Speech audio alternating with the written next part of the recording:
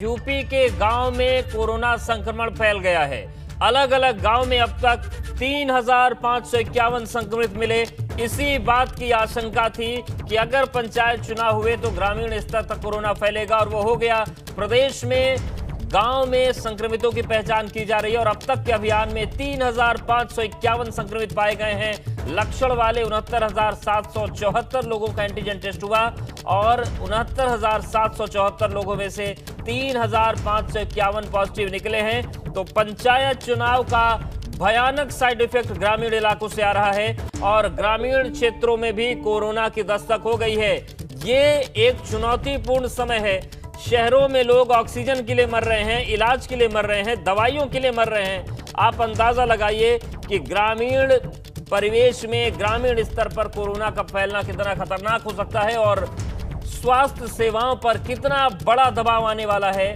तो महामारी का यह सबसे विकराल स्वरूप हो सकता है, क्योंकि ग्रामीण इलाकों में भी कोरोना फैल गया है और अब तक 3,551 पॉजिटिव मिल चुके हैं।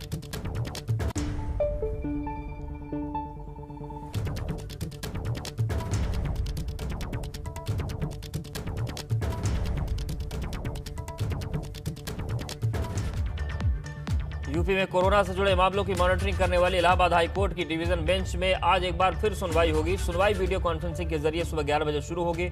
सुनवाई में दो अहम मुद्दों पर चर्चा होनी है। 3 दिन पहले हुई सुनवाई में हाईकोर्ट ने यूपी में ऑक्सीजन और दवाओं की किल्लत पर गहरी नाराजगी जताई थी। यहां तक कह दिया था कि अस्पतालों में ऑक्सीजन की कमी से होने वाली मौतें आपराधिक कृत्य हैं और ये नरसंहार की तरह है। सुनवाई के दौरान यूपी सरकार को अदालतों में बेडों की स्थिति, ऑक्सीजन सप्लाई व्यवस्था और दवाओं इंजेक्शन की उपलब्धता के बारे में ब्यौरा पेश करना होगा।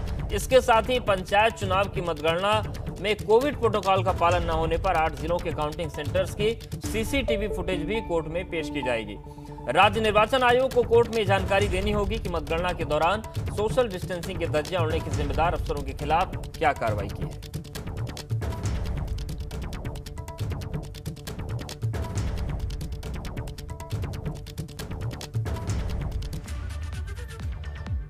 और लखनऊ में कोरोना की दूसरी लहर में 4,117 पुलिसकर्मी संक्रमित हुए। अब तक करीब 48 पुलिसकर्मियों को कोरोना से मौत हुई। पहली लहर में 92 पुलिसकर्मियों ने जान गंवाई थी और अब तक 13,824 पुलिसकर्मी कोरोना को मात देकर ड्यूटी में लौटे हैं। प्रदेश के 80,000 कंटेनमेंट जोन में 32,706 पुलिसकर्मी ड्यूटी पर लगाए गए।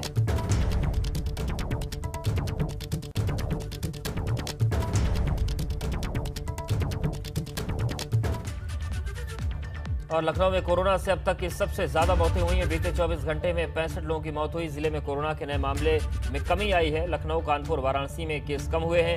यूपी में 24 घंटे में 26,780 नए केस मिले हैं, जबकि 28,902 लोग इलाज के बाद डिस्चार्ज हुए। प्रदेश में 24 घंटे में 353 कोविड पॉजिटिव की मौत हुई है, जिसके बाद अब तक प्रदेश में कुल 14,501 कोविड पॉजिटिव की मौत हो चुकी है। मौजूदा वक्त में प्रदेश में कोरोना के कुल एक्टिव मरीजों की संख्या 2,59,844 पहुंच गई।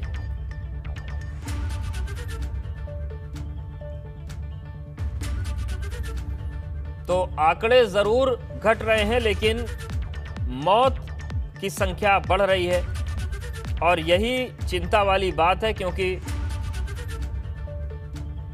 लखनऊ, वाराणसी, ये तमाम जगह ऐसी हैं जहां पर आंकड़े घटे हैं पहले से, लेकिन मौत का आंकड़ा बढ़ रहा है। शैलेश हमारे साथ जुड़ गए हैं। शैलेश, चुनौतियां बहुत बढ़ गई हैं और केवल राजधानी या बड़े शहर ही नहीं, ग्रामीण क्षेत्रों में 3,500 से ज्यादा कोरोना के मामले सामने आ गए हैं। केवल शहर में था तो संभल नहीं रहा था, अब क्या होगा?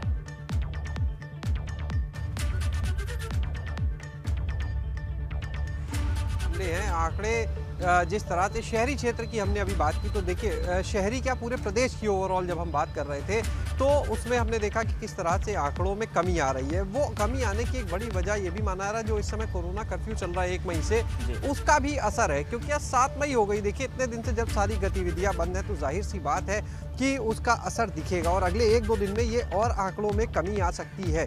दूसरी चीज़, जहाँ तक बात करें ग्रामीण क्षेत्रों की, तो देखिए सरकार ने वो अभियान इसीलिए शुरू किया। मुख्यमंत्री ने कहा था कि पंचायत चुनाव हो चुके हैं, ग्रामीण क्षेत्रों में उसका असर ना हो, लोगों तक दिक्कत ना हो, जल्द से जल्द केसेस को डिटेक्ट कर लिया जाए जिससे वो संक्रमण फैले नहीं अन्य लोगों तक। इसके लिए 5 मई यानी को इस अभियान की शुरुआत की गई 2 दिन पहले, और 5 मई से अब तक जो फिलहाल आंकड़े सामने आए हैं वो 3551 लोग पूरे प्रदेश में मिले। 97,000 राजस्व गाँव है जहाँ पर ये अभियान चल रहा है, और 10 लाख एंटीजन टेस्ट की किट दी गई है, जिसके अंतर्गत लोग जो हैं, जो पहले तो जो निगरानी समितियां हैं वो जाती हैं लोगों के घर, और उसके बाद थर्मोमीटर और ऑक्सीमीटर से उनको चेक करती हैं। जिनमें लक्षण मिलते हैं सिर्फ उनका एंटीजन टेस्ट किया जाता है, सबका नहीं। देखिए उसके बाद एंटीजन जो टेस्ट हुए लगभग 68 से 70,000 के आसपास, उनमें ये 3551 लोग मिले। अभी देखिए अभियान जारी है, अभी 3 दिन का अभियान ये और बाकी है, 7, 8, 9, 5 तारीख से शुरू हुआ था, 5 दिन का आगे बढ़ाया भी जा सकता है अगर केसेस की संख्या में वृद्धि होगी।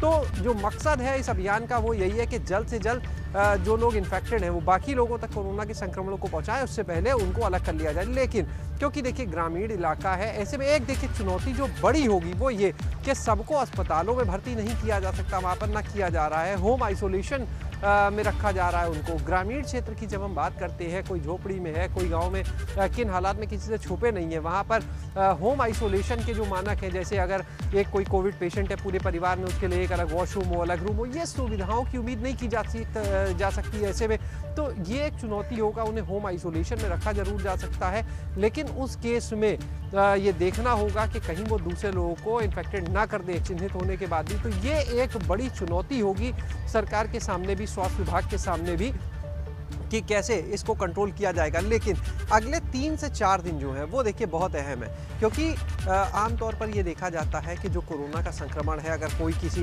व्यक्ति कोरोना संक्रमण की चपेट में आता है तो 4 से 5 दिन के बाद से मैक्सिमम केसेस में लक्षण ज़्यादा दिखने लगते हैं, ये नोटिस किया गया। इसीलिए डॉक्टर्स भी सुझाव देते हैं कि अगर कोई किसी कोरोना संक्रमित के संपर्क में आया है तो 5 से 6 दिन के बाद अगर वो अपना टेस्ट कराएगा तो ज़्यादा बेहतर रिजल्ट सामने आएंगे। तो देखिए पंचायत चुनाव की जो काउंटिंग थी, जो 2 मई से शुरू हुई थी, जिसमें हमने भीड़ का जो आलम था, जो नज़ारा था वो देखा, तो जाहिर सी बात है अगले 1 से 2 दिन के अंदर उसके परिणाम सामने दिखने लगेंगे, और उसके बाद असल बिल्कुल शैलेश हमारे साथ बने रहिए। और